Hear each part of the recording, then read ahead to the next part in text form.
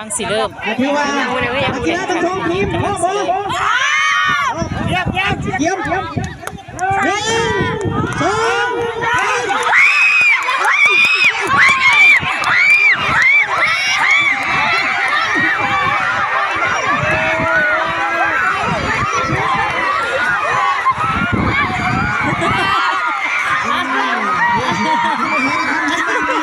เสียคือเก่า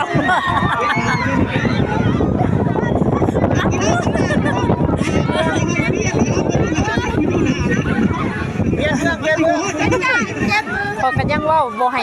ง่ายตีนคันสุดยอดทื่นนะมันเจ็บมือคันบ่ทื่นแล้วก็บ่ตีนบ่ฮู้คันฮูดแล้วเจ็บมือบาดเพราะ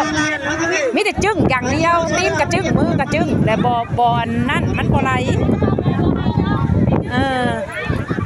สิเปลี่ยนเบื้องมันนี่ฮะอาจารย์ดาวีเสียใจ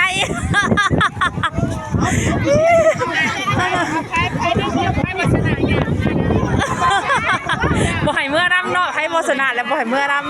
ำให้ย่างเมื่อ